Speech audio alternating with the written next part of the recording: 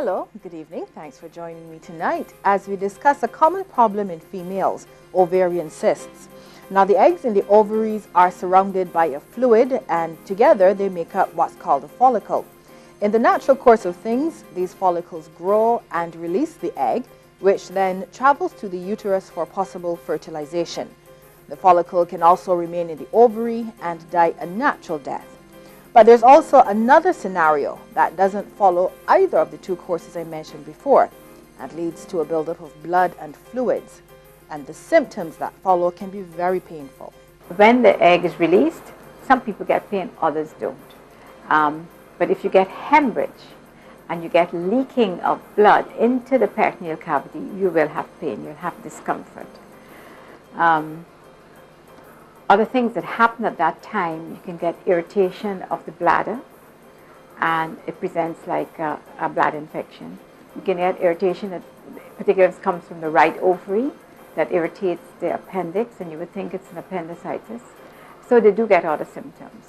The cysts can also grow and in some cases twist or even burst, causing severe pain in the pelvis. That doesn't happen often, because before it reaches the stage where it would rupture or twist and rupture, very often it presents with discomfort in the pelvis, like pain, ache, an ache that is continuous, pain with intercourse, and the female would complain of this, and when she's checked, one will find that there's an enlargement of the ovary. A pelvic examination is very important in the diagnosis of an ovarian cyst.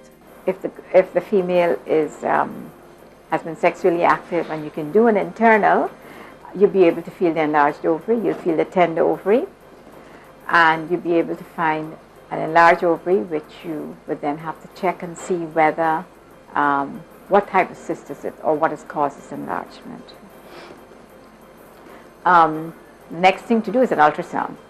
And if you do a transvaginal, which is by putting the ultrasound probe into the vagina, you'll be able to see that the cyst, whether it's just a follicular cyst or whether it's a corpus luteum cyst, or if it has a solid component in it.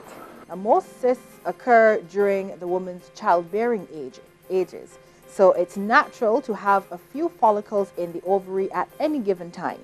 Now, what causes a problem though is when the follicles grow and crowd the wall of the ovary. So you end up with ovaries that have numerous follicular cysts on them. So when you look at the ultrasound, you would see numerous follicular cysts. And that helps with the diagnosis of polycystic ovaries. This, unfortunately, can cause infertility or subfertility.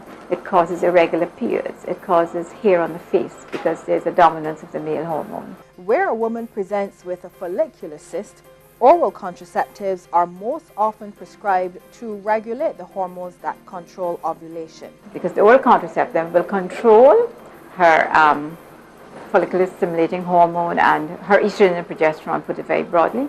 And so she will not be ovulating, and her follicles will remain to a certain come to a certain level and then disintegrate. So that will take care of her having corpus luteum, hemorrhagic cysts and things like that, and prevent her follicles from growing to the size that they would normally grow. In the case of polycystic ovaries, a tablet that treats diabetes is used. It doesn't alter people who are not diabetic. It doesn't alter their blood sugar levels or anything, so it doesn't affect them. But what it does, it reduces this insulin level, and so the person then might be able to ovulate. Her cycle can become regular. Now, very importantly, women who are postmenopausal are advised to have an annual gynecological checkup. With postmenopausal women, ovaries should be shrunken. You should hardly feel it when you do an examination. And when you look at the ultrasound, you can see that they're atrophic and they've gone. However, I say to my postmenopausal women, there's no way one will know this.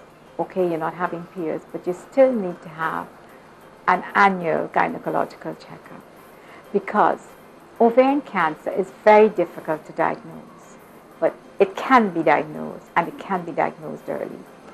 And that's tonight's program. Thank you so much for joining us. Good night.